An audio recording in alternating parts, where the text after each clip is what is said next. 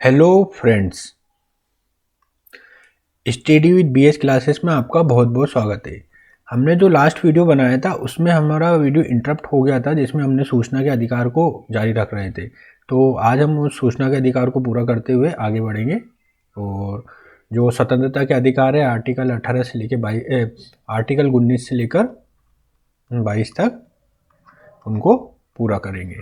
तो friend start करते हैं आज का वीडियो। तो सूचना का अधिकार अधिनियम आरटीआई जो आया था 2005 में आया था, right to information act, right to information जो था सूचना का अधिकार उससे संबंधित। तो सूचनाएं कौन कौन सी प्राप्त की जा सकती है ये मैंने लास्ट वाले वीडियो में बता दिया है, लेकिन मैं थोड़ा और डिस्कस कर देता हूँ। ऐसी सभी सूचनाएं जिन तक पहुंच सरकार की संभव है, उन सूचनाओं को प्राप्त करने का अधिकार भारत के प्रत्येक नागरिक को होगा। अर्थात इसमें प्राइवेट व्यक्ति से संबंधित सूचनाएं भी प्राप्त की जा सकती है, परंतु इसके लिए संबंधित व्यक्ति की सहमति आवश्यक है।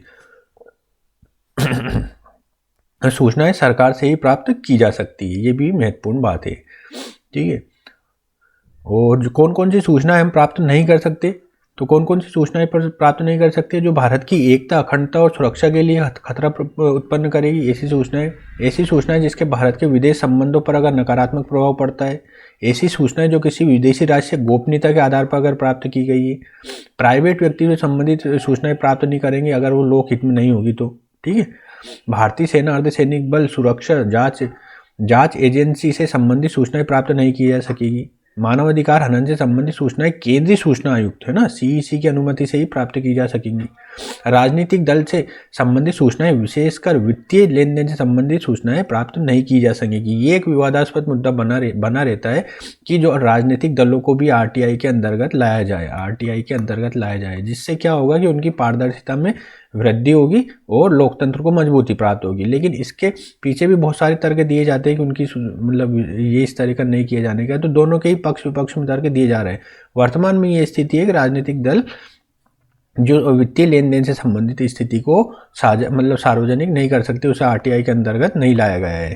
ठीक है, अब सूचना प्राप्त करने का तरीका क्या होगा। जैसे आप मान लो कि आप आरटीआई लगाना चाहते हैं, ठीक है, you are willing to fill RTI application, तो क्या होगा, सरकार के अगर ये राज्य के अधीन प्रत्येक विभाग में एक जन सूचना अधिकारी या उप जन सूचना अधिकारी दोनों की नियुक्ति की जाती है। ठीक है, कोई भी सूचना निर्धारित शुल्क, एक शुल्क रहता है, जब आप एप्लीकेशन खोलेंगे तो उसमें कुछ मिनिमम शुल्क रहता है, उसका आवेदन वो फिलअप करिए और आवेदन भरिए, आपकी आवेदन फिल हो जाएगा आरटीआई की वेबसाइट पर जाके। यदि आवेदन उप जिला सूचना अधिकारी को किया गया है तो 35 दिन के अंदर, और जन सूचना अधिकारी को दिया गया है तो 30 दिन के अंदर सूचना प्राप्त हो जाएगी। ठीक है, और अगर आपने ऐसी सूचना डाल दी वो आपके जीवन के अधिकार से संबंधित है तो वो आपको 48 घंटे के अंतर्गत मिलेगी। वहाँ पे शायद एक कॉलम आता होगा क्या आपकी जो सूचना है, मतलब आप जो सूचना मांग रहे हैं क्या वो जीवन के अधिकार संबंधित है, तो ऐसी स्थिति में वो 48 घंटे के आपको आंसर मिलेगा उसके अंतर्गत।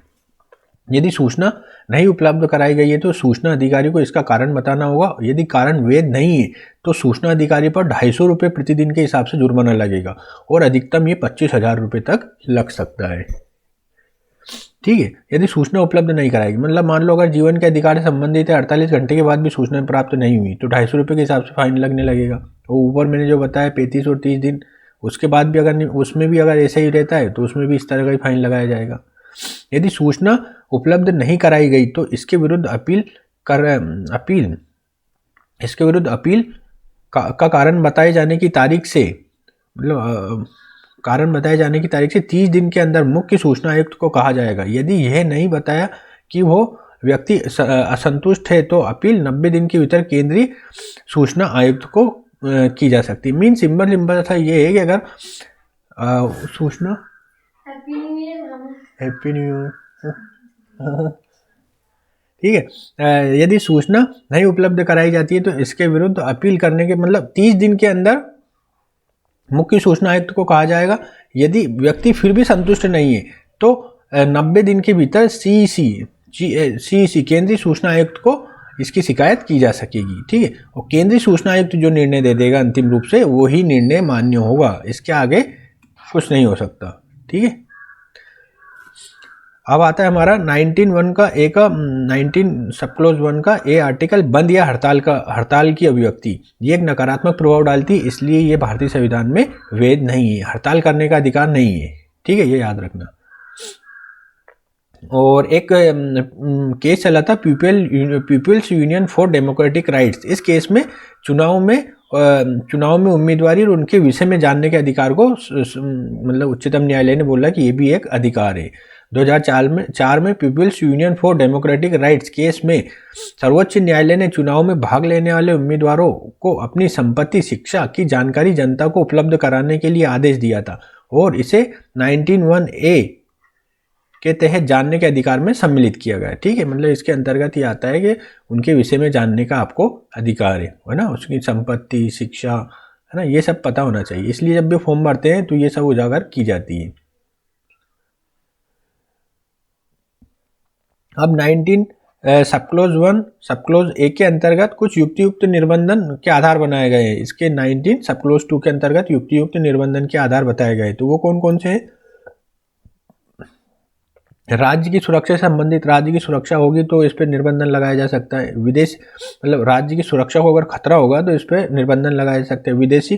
विदेशों के साथ मैत्रीपूर्ण संबंध के संदर्भ में, लोक व्यवस्था, ये पहले संविधान संशोधन द्वारा 1951 में जोड़ा गया था।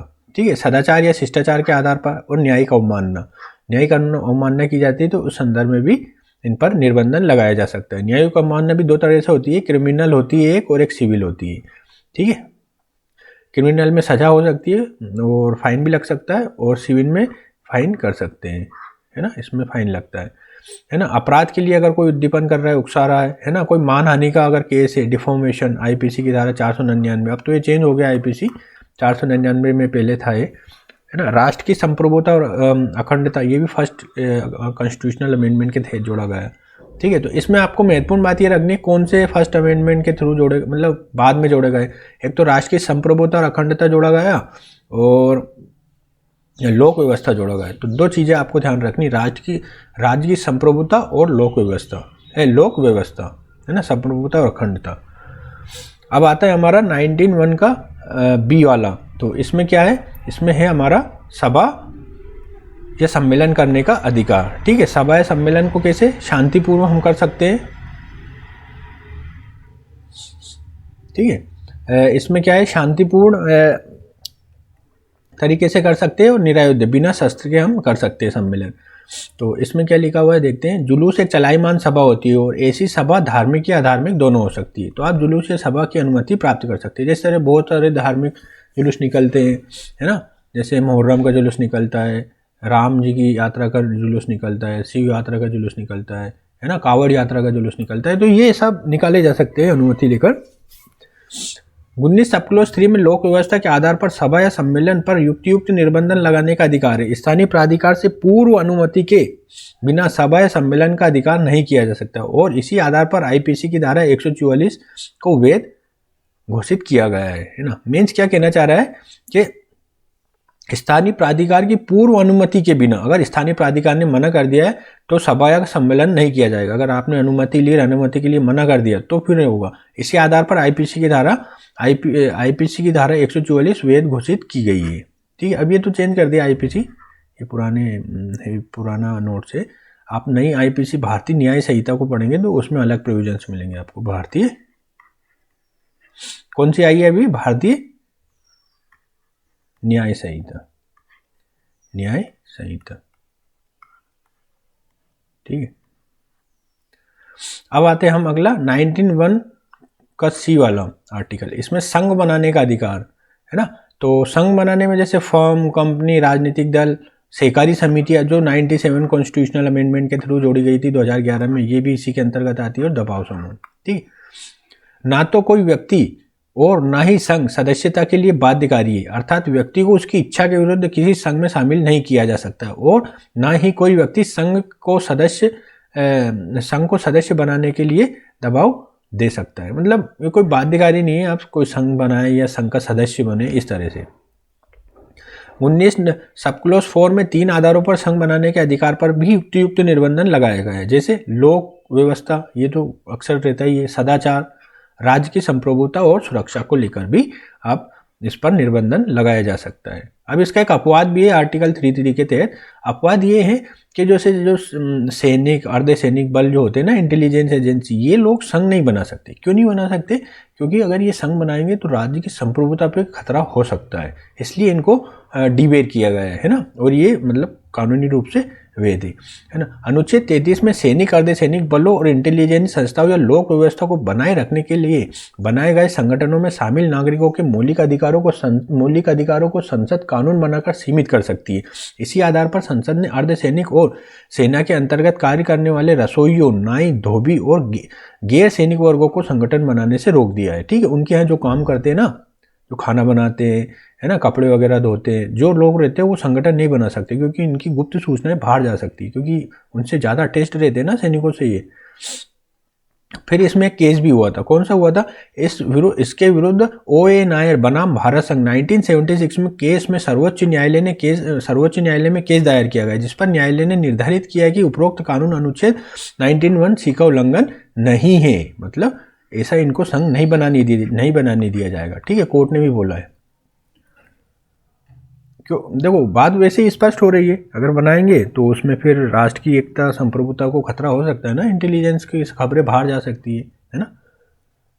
अब आता है 19(1) का सब क्लोज D, है ना, भारत में कहीं भी भ्रमण करने का अधिकार। आप पूरे देश में कहीं भी घूम सकते हैं। ठीक है, इसमें क्या है, युक्त निर्बंधन तो रहते ही हैं, तो इसमें सामान्य जनता के हित में अगर आपको कोई दिक्कत हो रही है तो आपको रोका जा सकता है। जनजातियों के संरक्षण के आधार पर भी, ये महत्वपूर्ण बात है।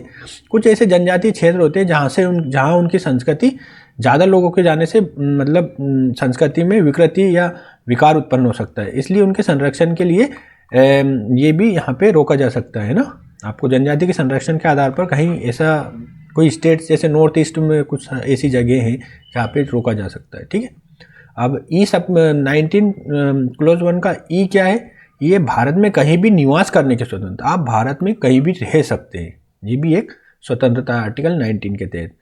और इसमें निर्बंधन यही है जो इसमें है 19(1) में, युक्त निर्बंध सामान्य जनता के हित में जनजातियों के संरक्षण के आधार पर। 19(1)(f) संपत्ति का अधिकार था, लेकिन इसे 44वें संविधान संशोधन के तहत निश्चित कर दिया गया और इसको आर्टिकल 300A में रखा गया। ठीक है, 300A को इसको विधिक अधिकार बना दिया गया है। ठीक, 19(1) क्लोज G में क्या लिखा है?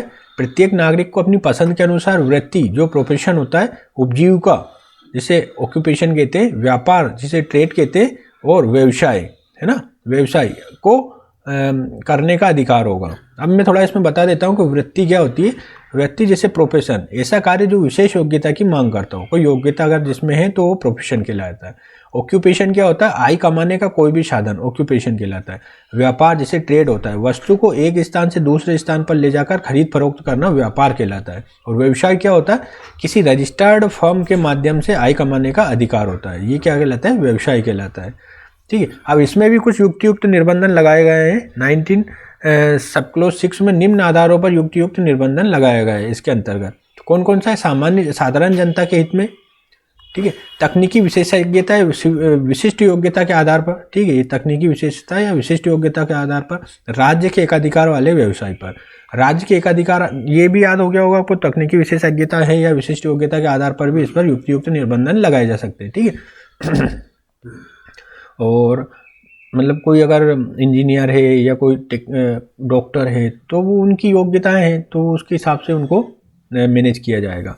और राज्य के एकाधिकार वाले व्यवसाय, जैसे मान लो आप चाहते हो कि मैं ट्रेन चलाऊं, तो ट्रेन चलाना आपके लिए, मतलब ट्रेन चलाना आप सोचोगे कि मैं ट्रेन वाला व्यवसाय करूं, ट्रेनें चलवाऊं इधर से उधर मेरे क्षेत्र में या कहीं भी, तो ऐसा नहीं हो पाएगा क्योंकि वो राज्य का एकाधिकार में, और राज्य के अधिकार में वो रेलवे, तो वो उनसे आपको, अब इसमें कुछ एकाधिकार उनका हटवाना पड़ेगा आप चलाना चाहते हैं तो। ठीक है, इसमें आप अभी नहीं कर सकते क्योंकि उनका एकाधिकार है।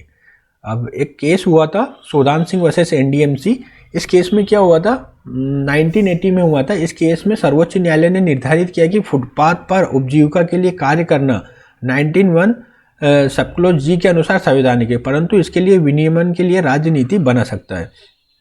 जो रोड किनारे रेहड़ी लगाते हैं ना लोग, खाने पीने की या थोड़ा बहुत कुछ बेचने की, है ना, फुटकर आइटम जो बेचने के लिए रेडी लगाते हैं रोड पे, उसके खिलाफ भी एक केस हो गया था कि ये मतलब इसको हटाया जाए। लेकिन इस केस में सर्वोच्च न्यायालय ने निर्धारित किया कि उपजीविका ये इसके 19(1) सब क्लॉज जी के अंतर्गत उपजीविका के लिए साधन है और ये एक संवैधानिक है।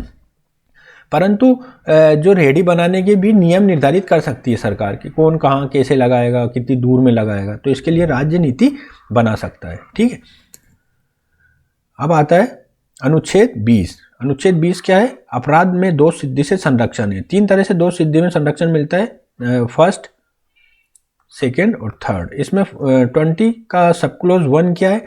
कोई व्यक्ति तब तक अपराधी घोषित नहीं होगा जब तक कि उसके कृत्य से विधि का उल्लंघन न हुआ हो, ना ही किसी व्यक्ति को उस सजा से और ना ही किसी व्यक्ति को उस सजा से अधिक सजा दी जा सकती है जो कृत्य के समय अपराध के लिए निर्धारित थी।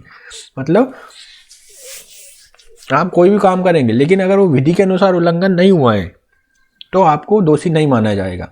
ठीक है, और मान लो आपको संविधान मतलब विधि में लिखा है कि इस अपराध के लिए आपको 2 साल की सजा होगी, तो वो 2 साल की सजा से ज़्यादा नहीं हो सकती। माना कि बाद में उसमें परिवर्तन करके 4 साल कर दिया गया है और आपके अपराध करते वक्त वो 2 साल ही थी, तो आपको 2 साल की सजा मिलेगी, बाद वाली सजा नहीं मिलेगी क्योंकि वो बाद में संशोधित की गई। इस प्रावधान में अंतर्निहित है कि कोई भी आपराधिक कानून भूतलक्षी प्रभाव है ना, भूतलक्षी प्रभाव का नहीं होगा, अर्थात कानून अपनी पूर्व तिथि से लागू नहीं किया जा सकता। यह ध्यान देने योग्य है कि यदि किसी मामले में दंड कृत्य के पश्चात कठोर किया जाता है तो उसे लागू नहीं किया जाएगा, परंतु दंड को कम किया जाता है तो उसका लाभ दिया जाएगा। मीन्स अगर 2 साल की सजा है तो आपको अगर बाद में वो 1 साल की कर दी तो 1 साल की ही मिलेगी, आपको कम का फायदा मिलेगा, अगर बढ़ा दी तो उसका फायदा नहीं मिलेगा। सिंपल है ना, क्योंकि जो कानून का उद्देश्य क्या होता है? कानून मतलब दंड देने का उद्देश्य होता है कि व्यक्ति के मनोभावों में परिवर्तन करना। ठीक है, अगर व्यक्ति के मनोभाव जल्दी दंड का मतलब यही होता है, अगर उसका मनोभाव जल्दी ठीक हो गया या उसकी जो एटीट्यूड है वो परिवर्तित हो गया है तो उसको जल्दी रिहा कर दिया जाना चाहिए। नोट, सिविल कानून पूर्व तिथि से लागू किए जा सकते हैं। ठीक है, ये एक महत्वपूर्ण बात है। जो सिविल कानून होते हैं उन्हें पूर्व तिथि, जैसे IT का कोई एक्ट है तो उसे पूर्व से लागू किया जा सकता है ना। इनकम टैक्स का टैक्स संबंधित कानून बनाई गई विधियों से पहले लागू हो सकता है। ठीक है, अब दोहरे दंड से संरक्षण। ठीक है, 20 सब क्लोज 2 में है ना, इसमें प्राक दोष मुक्त और प्राक दोष सिद्धि होता है। तो क्या क्या है? अमेरिका में ये प्रावधान है कि यदि किसी मामले में किसी व्यक्ति को दोष मुक्त घोषित कर दिया गया है या उसे सजा प्रदान कर दी गई है तो उसी मामले में उस व्यक्ति को दोबारा ना तो केस चलाया जा सकता है ना ही दोबारा सजा दी जा सकती है। ठीक है, भारत में ठीक है, अगर कोई एक ही बार में सजा प्राप्त कर गया है तो फिर उसे उसी बार में क्यों सजा दी जाएगी? ठीक है, दोबारा सजा नहीं दी जा सकती। भारत में दोष मुक्त व्यक्ति पर दोबारा केस चलाया जा सकता है, परंतु किसी मामले में किसी व्यक्ति को सजा दे दी गई है तो उसी मामले में उसे दोबारा सजा नहीं दी जा सकती। सिंपल सी बात है, अगर किसी मामले में सजा दे दी है तो वापस उसी मामले में सजा थोड़ी दी जा सकती है। विभागीय कार्यवाही तथा न्यायिक कार्यवाही एक ही मामले में दोहरे दंड की सजा की श्रेणी में नहीं आते। जैसे कोई गवर्नमेंट जॉब में तो विभागीय कार्यवाही भी उस पर हो सकती है और जो कानून के हिसाब से जो सजा मिलती है वो भी उसे मिलेगी, दोनों ही मिलेगी। इसको दोहरे दंड की श्रेणी में नहीं आएगा कि आपने उधर तो जो मुझे विभाग से फाइन कर तो दिया है ना, तो आपको अब दंड देने का अधिकार नहीं। ऐसा नहीं, ये दोनों अलग अलग गतिविधियां हैं, दोनों ही आपको मिलेगा इस संबंध में। अब आता है आर्टिकल 20 सब क्लोज 3, अपने विरुद्ध गवाह से संरक्षण। आप आपके खिलाफ ही गवाही देने के लिए आपको कोई बाध्य नहीं कर सकता। ठीक है, किसी मामले में अभियुक्त व्यक्ति को अपने विरुद्ध गवाही देने के लिए बाध्य नहीं किया जा सकता है। यह अधिकार आपराधिक मामले के अभियुक्त को होते हुए है, अन्य को नहीं। आपराधिक मामलों में अगर कोई अभियुक्त है तो अपने खिलाफ ही गवाही नहीं दे सकता है, मतलब ऐसा बाध्य नहीं कह सकता। एक केस हुआ था 2010 में सेल्वी बनाम कर्नाटक राज्य। केस में सर्वोच्च न्यायालय ने narco test, brain mapping, live detection test का अनुच्छेद 20 सब क्लोज 3 के विरुद्ध घोषित किया तथा इसका प्रयोग अभियुक्त की सहमति से मजिस्ट्रेट की अनुमति के पश्चात ही किया जा सकता है और इसे अपराध स्वीकृति नहीं माना जाता है। ठीक है, इसको भी मजिस्ट्रेट की सहमति लेनी पड़ेगी जब जाके किया जा सकता है और इसे भी अपराध का कोई स्वीकृति नहीं माना जाएगा। ठीक है, केवल जांच कर सकते हैं कि किस तरह का इसका एटीट्यूड है या क्या बोलना चाहता है इसके संबंध में। ये अब आर्टिकल 21 है, भारतीय संविधान का सबसे विशिष्ट अनुच्छेद है और ये सबसे मतलब अगर संदर्भों में देखा जाए इसको तो सबसे ज़्यादा निष्कर्ष निकालने वाला अनुच्छेद आर्टिकल 1 है, जिसे अवशिष्ट अधिकार या जीवन का अधिकार कहते हैं। तो ये काफ़ी महत्वपूर्ण है, इसको आपको अच्छे से याद करना है। ये बहुत आपको मतलब नॉट इवन एजुकेशन, या आपको जीवन के हर क्षेत्र में काम आएगा। जीवन का अधिकार क्या होता है, आर्टिकल 21 के तहत है भारतीय संविधान के, ये स्वतंत्रता के अधिकार के तहत आता है। तो अब इसमें देखते हैं आर्टिकल 21 में प्रावधान है कि किसी व्यक्ति को उसके प्राण और दैहिक स्वतंत्रता से विधि के प्राधिकार या विधि की स्थापित प्रक्रिया से ही वंचित किया जा सकता है, अन्यथा नहीं।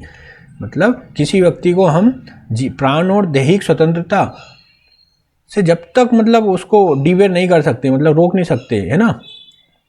मतलब अगर जब तक कोई ऐसी प्रक्रिया नहीं है कि उसको रोका जाना चाहिए, उसके अलावा कहीं पे भी नहीं रोका जा सकता है। C1 से अधिकार है कि प्रत्येक व्यक्ति को जीने का अधिकार है, ठीक है। वो अपने प्राण की रक्षा के लिए शरण ले सकता है कि मेरे प्राण बचाइए। विधि की स्थापित प्रक्रिया से आशय की न्यायपालिका विधायिका द्वारा बनाई गई विधि की विषय वस्तु की जांच नहीं कर सकती और किसी मामले में निर्णय विधि की प्रक्रिया का पालन के आधार पर ही दिया जाएगा। इस प्रकार यह व्यवस्था विधायिका की सर्वोच्चता स्थापित करती है। 1950 में गोपालन केस में न्यायपालिका ने इस व्यवस्था को उचित बताया था और 1978 तक इसी का पालन किया था। जो गोपालन केस हुआ था उसमें ये बोला था कि न्यायपालिका ने बोला था कि ये जो विधायिका की सर्वोच्चता स्थापित रहनी चाहिए। लेकिन 1978 में मेनका गांधी केस हुआ जिसमें सर्वोच्च न्यायालय ने अपने पुराने निर्णय को बदल दिया और अमेरिका में प्रचलित विधि की सम्यक प्रक्रिया को स्वीकार कर लिया। इस प्रक्रिया के अनुसार विधि स्वयं में न्यायपूर्ण और निष्पक्ष तथा तार्किक होनी चाहिए और यदि ऐसा नहीं है तो न्यायपालिका विधि को असंवैधानिक घोषित कर सकती है। इस केस में न्यायपालिका ने यह भी निर्धारित किया कि जीवन का अधिकार का अर्थ गरिमापूर्ण जीवन के संदर्भ में होना चाहिए। इस व्याख्या ने जीवन के अधिकार को अवशिष्ट अधिकार बना दिया। अपने अलग अलग निर्णयों में न्यायपालिका ने निम्नलिखित को जीवन का अधिकार घोषित किया है, ठीक है। थोड़ा मेनका गांधी केस में बता देता हूँ। मेनका गांधी केस जो हुआ था, मेनका गांधी केस ये 1978 में हुआ था, ठीक है। और मेनका गांधी जी क्या विदेश जाना चाहती थी, 1978 में हुआ था और ये विदेश जाना चाहती थी। विदेश जाते वक्त इनका पासपोर्ट सीज कर लिया गया था और इन्हें विदेश जाने से रोक दिया गया था। जब इन्होंने कोर्ट की शरण ली थी तो कोर्ट ने इनके आधारों को वैलिड बताया था और इन्हें विदेश जाने की अनुमति प्रदान करी थी, ठीक है। तो मेनका गांधी के इसमें ये महत्वपूर्ण आया था और इसने इसमें बोला था कि सम्यक प्रक्रिया लागू की जानी चाहिए, विधि की सम्यक प्रक्रिया, ड्यू प्रोसेस ऑफ लॉ, ठीक है।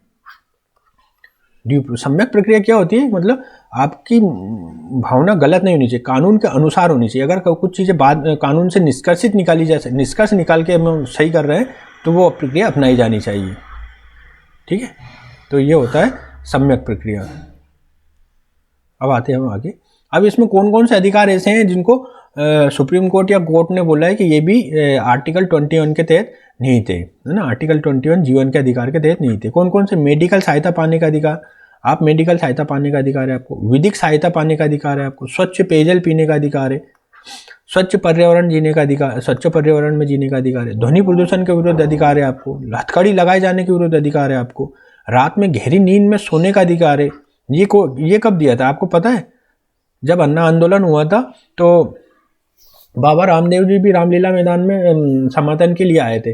अब वो आए थे तो रात को उनके सभा के दौरान रात को सभी लोग सो रहे थे, जब पुलिस ने जाकर वहां से नियंत्रण मतलब उनको भगाने के लिए सोते हुए लोगों पर ही मतलब लाठियां बरसाई थी। तब जाके कोर्ट केस हुआ था। फिर कोर्ट ने बोला था कि आप किसी भी व्यक्ति को गहरी नींद से जगा नहीं सकते। जो वहाँ लोग सो रहे थे उन्होंने केस कर दिया था कि हमको सोते हुए पुलिस ने लाठियां भांजी और हमको वहाँ से भगा दिया। तो इस तरह से वो भी एक अधिकार है। और फांसी के विरुद्ध देरी में अधिकार, अगर किसी को फांसी दे दी गई है और फांसी देने के बाद उसे फांसी नहीं दी जाती है तो वो केस दर्ज कर सकता है कि मुझे फांसी तुरंत दी जाए। अगर फांसी तुरंत नहीं दी जाती है तो उसके अधिकार का नहीं, क्योंकि वो जीते हुए भी मर रहा है और रात दिन सोचेगा कि मेरे को आज मार दे कल मार दे, इसलिए फांसी के विरुद्ध देरी में अधिकार है। ये जो राजीव गांधी के केस हुआ था उसमें जो राजीव गांधी के हत्यारों को बहुत दिनों तक मतलब फांसी नहीं दी गई थी, मतलब फांसी नहीं दी गई थी, तो उसमें उन्होंने केस कर दिया था कि हमें फांसी बताई जाएगी कब फांसी दी जाएगी, ठीक है। क्योंकि वो रात को सोता था, उसे पता नहीं कि सुबह ही मेरे को फांसी दे दे, इसलिए रोज इसी तरह से वो फांसी के विरुद्ध इस केस को उन्होंने लगाया था। राजीव गांधी के हत्यारों के संदर्भ में सर्वोच्च न्यायालय ने निर्णय दिया था कि यदि फांसी में देरी होती है तो ये अनुच्छेद 21 का उल्लंघन है और इस आधार पर मृत्युदंड को निरस्त किया जाना चाहिए। ठीक है, इसमें कोर्ट ने बोल दिया था अगर आप फांसी नहीं दे सकते तो फांसी की सजा ही उसकी मतलब निरस्त कर दो। अब आता है हमारा मरने का अधिकार। तो मरने का अधिकार प्राप्त है क्या, अब हम देखते हैं क्या है।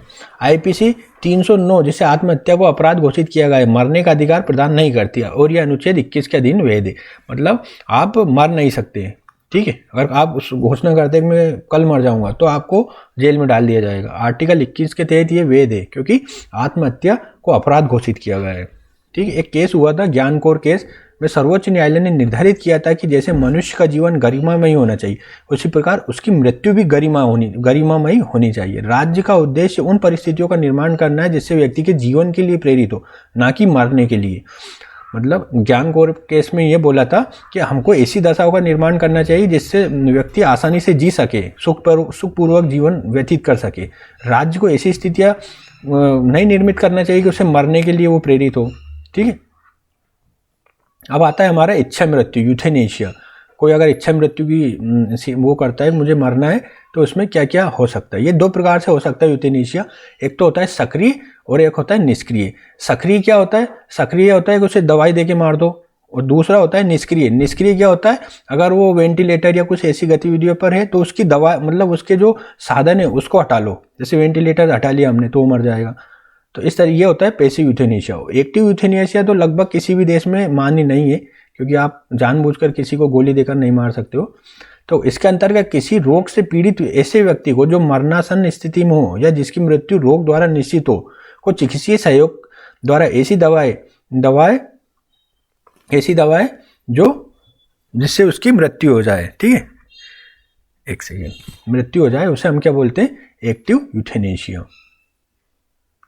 है ना। एक सेकेंड,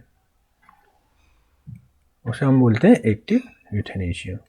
ठीक है, पैसिव यूथेनेशिया क्या होता है, जो मैंने अभी बताया था, किसी रोग को जो मरणासन अवस्था में हो उसकी मृत्यु संभव हो और जीवन रक्षक दवाएं देना बंद कर दे।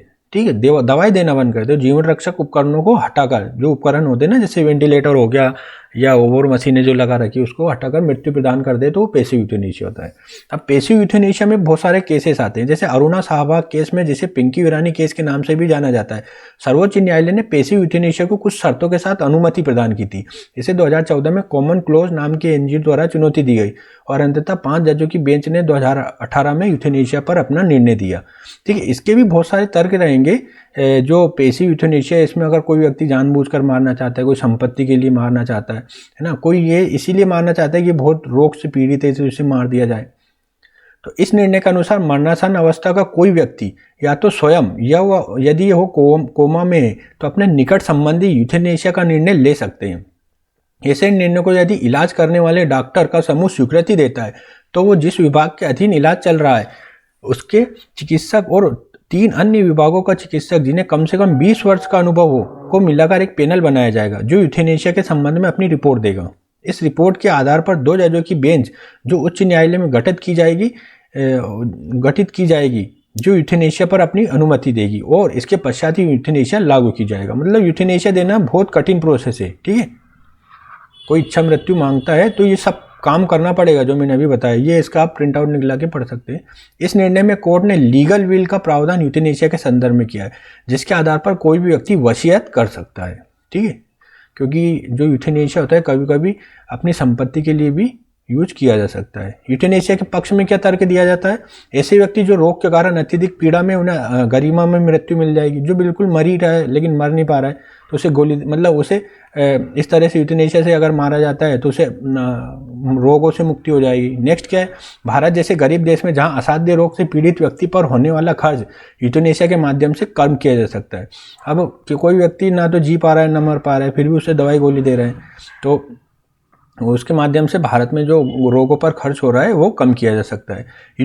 यूथेनेशिया भारत में अंगदान की प्रवृत्ति को बढ़ाने में सहायक हो सकता है। यदि कोई मर रहा है तो उसको अंगदान लेकर उसको मतलब मृत्यु प्रदान कर दी जाएगी तो इसमें अंगदान की प्रवृत्ति बढ़ जाएगी। तो जो जिनको अंग नहीं है, जैसे आँख नहीं है, किसी को कुछ नहीं है, तो वो प्राप्त हो जाएगी।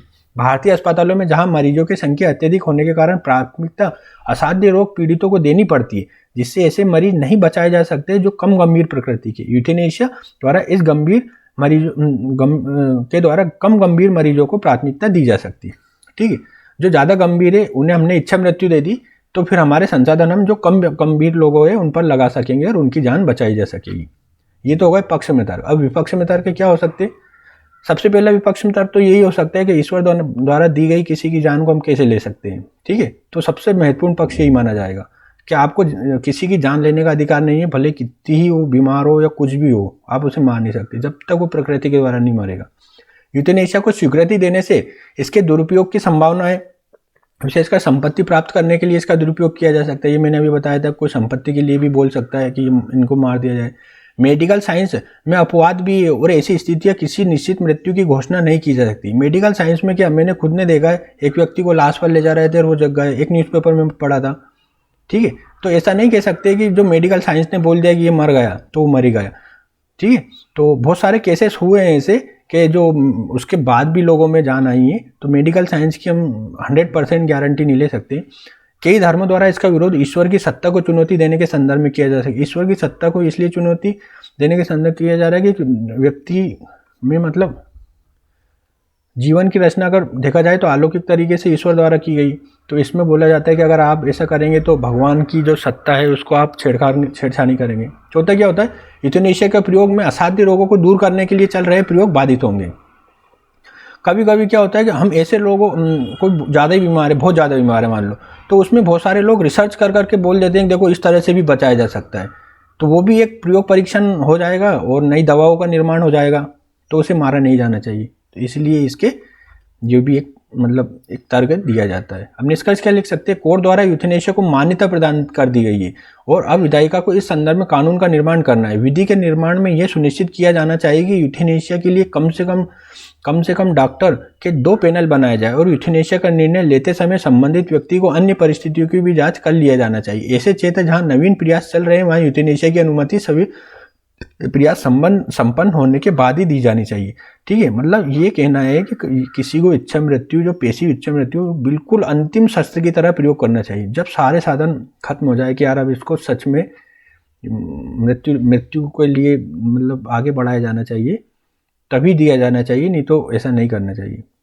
अगर मेरी राय मानोगे तो यूथेनेशिया नहीं होना चाहिए। ठीक है, व्यक्ति को नहीं मारा जाना चाहिए, अपने आप ही भगवान की कृपा से वो मरता है। अब आता है हमारा राइट टू प्राइवेसी, निजता का अधिकार। मौलिक अधिकारों के रूप में निजता के अधिकार को सर्वोच्च न्यायालय को ने मान्यता दी है और इसे अनुच्छेद 21 में शामिल कर लिया गया है। इस निर्णय का प्रभाव भविष्य के आधार पर कार्ड की योजना पर पड़ सकता है। वर्तमान में आधार और निजता के अधिकार पर सर्वोच्च न्यायालय में विचाराधीन है मामला। नोट, आधार पर भी अभी जो कोर्ट केस चल रहा था वो उस पर फैसला आ गया और उसको संवैधानिक घोषित किया है। आर्टिकल 21 हम देखेंगे। 21A कौन सा है, 86वें संविधान संशोधन 2002 में किया गया था। ये शिक्षा के अधिकार से संबंधित है। इसमें 6 से 14 वर्ष तक के बच्चों को मुक्त और अनिवार्य शिक्षा प्रदान की जाएगी। इसके लिए राइट टू एजुकेशन एक्ट पारित किया गया है 2009 में और 1 अप्रैल 2010 से इसको पारित किया गया है। ठीक है, और पहले ये आर्टिकल 45 में था, इसको इधर लाया गया है 86वें संविधान संशोधन के थ्रू। एक उन्नी कृष्णन केस हुआ था, मैं बताना चाहूँगा। उन्नी कृष्णन केस हुआ था, उन्नी कृष्णन केस हुआ था। इसी आधार पर शिक्षा के अधिकार अधिनियम को लाया गया और इसको आर्टिकल 21A के तहत रखा गया है। ये केस आपको याद रखना, बहुत महत्वपूर्ण केस है, मैंने लिखा हुआ नहीं है नोट्स में, लेकिन आप इसको जरूर याद रखिए, है ना। अब राइट टू एजुकेशन क्या होता है, अधिनियम के अनुसार मुक्त शिक्षा का अर्थ है बच्चों में कोई ऐसी फीस ना ली जाए जो उनकी शिक्षा में बाधक हो, मतलब उनको शिक्षा फ्री में प्रदान की जाएगी, है ना। जो बेसिक शिक्षा होती है, उनको ज्ञान दिया जाएगा, वो फ्री में दिया जाएगा 6 से 14 वर्ष के बालकों को।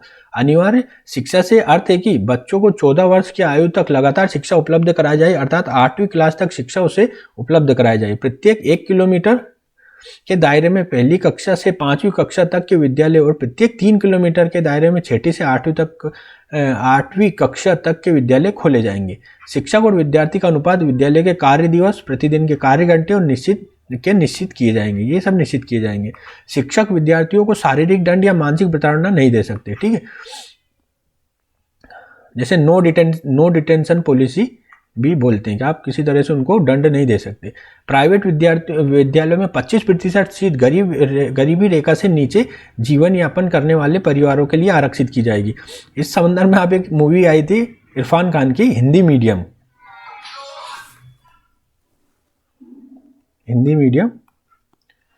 वो देख सकते हैं, है ना। तो किस तरह से एक गरीब परिवार के लड़के उच्च शिक्षण संस्थानों में पढ़ाई करते हैं, मतलब इसके ऐसे स्कूलों में पढ़ाई करते हैं, तो उसके बारे में आप जान सकते हैं। नेक्स्ट है हमारा, प्रत्येक विद्यालय में कक्षाओं की निश्चित संख्या, शौचालय, खेल के मैदान आदि का प्रबंध किया जाएगा।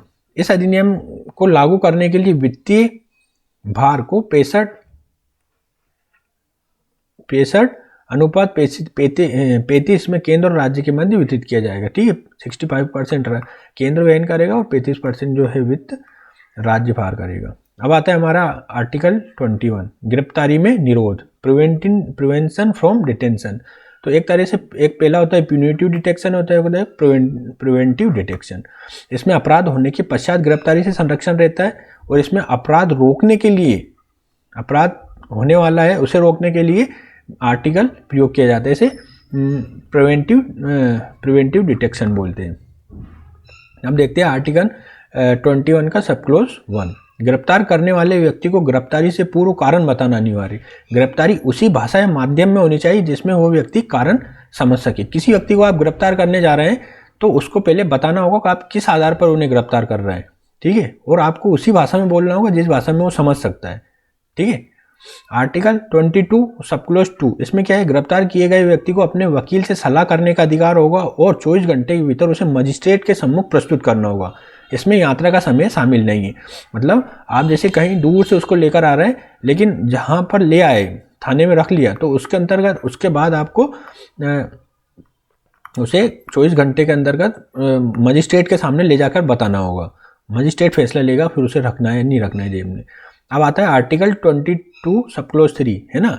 उपरोक्त तो संरक्षण निम्न को प्राप्त नहीं होते। कौन कौन है, शत्रु देशी नागरिक को, है ना। शत्रु देशी नागरिक कौन होते, जिससे हमारी लड़ाई चल रही है। तो वर्तमान में हमारी किसी देश से लड़ाई नहीं चल रही है आधिकारिक तौर पर अगर किसी देश से लड़ाई चल रही है, मान लो पाकिस्तान से अगर आधिकारिक तौर पर अगर लड़ाई चलती, तो पाकिस्तान के किसी व्यक्ति के खिलाफ ये प्रोविजंस लागू नहीं होते जो ऊपर मैंने बताए। निवारक निरोध कानून के अंतर्गत प्राप्त व्यक्ति को, है ना, जो निवारक निरोध कानून है उसके अंतर्गत अगर गिरफ्तार कोई व्यक्ति है तो उसके अंतर्गत भी ये कानून लागू नहीं होते। तो निवारक निरोध क्या होता है ये पढ़ते हैं। ये लोकतांत्रिक देशों में अकेले भारत में प्रचलित व्यवस्था है। मतलब ऐसा कोई देश नहीं है जिसमें ये तरह के प्रोविजन है जो भारत में। इसमें क्या है, निवारक मतलब यही है कि यार पहले मान लो कोई सभा करने जा रहा है कोई व्यक्ति, उससे लगता है कि इसके भाषणों से दंगा फसाद हो सकता है या लोग उग्र हो सकते हैं, तो उसे वैसे ही पहले ही गिरफ्तार कर लेते हैं कि भाई तू ऐसा मत कर। ये लोकतांत्रिक देशों में अकेले भारत में प्रचलित व्यवस्था है। इस प्रकार का कानून द्वितीय विश्व युद्ध में यूरोप के कुछ देशों में प्रचलित था, परंतु भारतीय संविधान में इसे स्थायी रूप से शामिल किया गया है। इसके अंतर्गत प्रावधान है कि किसी भी व्यक्ति को इस शंका के आधार पर कि वो भविष्य में कोई अपराध कर सकता है, गिरफ्तार कर सकते हैं उसे। भारत में आज़ादी के समय धार्मिक विभाजन और भाषाई आधारों पर राज्यों की मांग ने कानून और व्यवस्था के समक्ष चुनौती प्रस्तुत की थी, जिसे देखते हुए निवारक निरोध कानून अनिवार्य माने गए और संविधान निर्माताओं ने इसे संविधान में स्थान दिया। भारत की वर्तमान परिस्थितियों में आतंकवाद, नक्सलवाद, राज्य की सुरक्षा और अखंडता के समक्ष बड़ी चुनौती थी, और उन्हें देखते हुए निवारक निरोध कानून आज भी अनिवार्य प्रतीत होते हैं। यद्यपि संविधान में इन कानूनों के संरक्षण के लिए कुछ प्रावधान भी दिए गए हैं, जैसे आर्टिकल 22 सब क्लोज 4 और 22 सब क्लोज 5 में वर्णित है। जो कौन कौन से, गिरफ्तार किए गए व्यक्ति को यथाशीघ्र गिरफ्तारी का कारण बताना होगा, ठीक है। जिसको भी आप गिरफ्तार कर रहे हैं पहले उसे बताना होगा क्यों गिरफ्तार कर रहे हैं। गिरफ्तार व्यक्ति को अपना पक्ष रखने का अधिकार होगा, है ना, ठीक है। गिरफ्तार मतलब ऐसा नहीं कि उसको पहले बताया जाएगा, गिरफ्तार करने के बाद बताया जाएगा। उस वाले में मैंने पहले क्या बताया था कि उसे गिरफ्तार से पहले बताया जाएगा, लेकिन इसमें गिरफ्तार कर लिया उसके बाद बताना तो पड़ेगा उसे क्यों गिरफ्तार किया, है ना। और फिर दूसरा, गिरफ्तार व्यक्ति को अपना पक्ष रखने का बताया जाएगा कि तुम अपना पक्ष रख सकते हो। यदि ऐसी गिरफ्तारी 3 महीने से अधिक रखनी है तो सलाहकारी बोर्ड की अनुमति लेनी है। किसी व्यक्ति को 3 महीने से अगर ज़्यादा रखना है तो एक बोर्ड होता है एडवाइजरी बोर्ड, उससे अनुमति लेनी होगी। और एडवाइजरी बोर्ड में कौन कौन होंगे? उच्च न्यायालय के सेवानिवृत्त या वर्तमान न्यायाधीश शामिल किए जाएंगे सलाहकारी बोर्ड में। अब इस संरक्षण के कुछ अपवाद भी हैं जो आर्टिकल 21 सब क्लॉज 6 में राज्य लोकहित में गिरफ्तारी के कारण को बताने के लिए बाध्य नहीं है। मतलब डायरेक्ट ये है कि किसी व्यक्ति को आप गिरफ्तार कर सकते हैं, उसे कारण भी नहीं बता सकते, क्योंकि वो हम ये हो सकता है कि लोकहित है, भाई नहीं बताएंगे हम, है ना। आर्टिकल 22 सब क्लॉज 7 में क्या है? संसद को यह अधिकार होगा कि वो 3 माह की प्रारंभिक समय सीमा को बढ़ा सके। उदाहरण राष्ट्रीय सुरक्षा कानून में ये 6 महीने है ना। NSA होता है, नेशनल सिक्योरिटी एक्ट, ये लगाया जा सकता है बहुत सारे लोगों पर। इसमें आपको 6 महीने तक आप बिना किसी कारण के किसी भी व्यक्ति को जेल में डाल सकते हैं। संसद बिना अभियोग सिद्ध किए गिरफ्तारी की अधिकतम सीमा को भी निश्चित कर सकती है, ठीक है। संसद इसको और आगे भी बढ़ा सकती है, संसद तो कुछ भी कर सकती है, ठीक है, क्योंकि संसद एक मतलब भारत का सबसे बड़ा वो है ना संविधान बनाने का, ठीक है। इसमें कोर्ट केस भी हो सकते हैं, ऐसा नहीं, बट संसद अभियोग द्वारा किसी की गिरफ्तारी को अधिकतम सीमा के लिए भी निश्चित कर सकती है। जैसे राष्ट्रीय सुरक्षा कानून के संदर्भ में ये 1 वर्ष है, ठीक है। सलाहकारी बोर्ड किस प्रक्रिया के अनुसार कार्य करेगा इसका निर्धारण भी संसद द्वारा किया जाएगा। जैसे बहुत सारे कानून होते हैं, जैसे नेशनल सिक्योरिटी एक्ट 1980 है ना, UAPA unlawful activities prevention act 1967 है, गैर न्यायिक गतिविधियां निवारक अधिनियम है ना। वो कौन कौन से अभी कुछ समाप्त भी हो गए कुछ वर्षों पहले, जैसे निवारक निरोध अधिनियम 1950 में समाप्त कर दिया गया। आंतरिक सुरक्षा अधिनियम, इसको डिलीट कर दिया गया है ना, मतलब हटा दिया, रिपील कर दिया गया है ना। Terrorist and disruptive activities act है ना, इसको भी हटा दिया गया है ना। प्रिवेंसिव ऑफ टेररिस्ट एक्टिविटीज, इसको भी हटा दिया गया, जैसे पोटा बोलते थे हम, है ना। आतंकवादी निरोधक अधिनियम, इसको भी हटा दिया गया है। यद्यपि भारतीय परिस्थितियों को देखते हुए निवारक निरोध के कानून आवश्यक प्रतीत होते हैं, परंतु इसके राजनीतिक दुरुपयोग की भी घटनाएं व्यवहारिक रूप से दिखाई देती है। अतः यहाँ यह आवश्यक है कि कानून के दुरुपयोग को रोकने के लिए निवारक निरोध की समय सीमा कम की जाए और वो आधार भी निश्चित किए जाए जो ऐसी गिरफ्तारी के लिए अनिवार्य हो। मात्र संदेह के आधार पर गिरफ्तारी अनुच्छेद 21 के जीवन के अधिकार का उल्लंघन है, ठीक है। संदेह के आधार पर गिरफ्तार नहीं किया जाना चाहिए, ठीक है। बट कुछ ऐसे प्रोविजंस हैं अभी जिसपे है कि किया जा सकता है, तो हमें आर्टिकल 21 का भी ध्यान रखना होगा, किसी के जीवन का अधिकार का हनन ना हो, ठीक है। इस पर आप मेरे को एक मेंस का आंसर राइटिंग कर सकते हैं, मैंने रील्स के माध्यम से शेयर कर रखा है।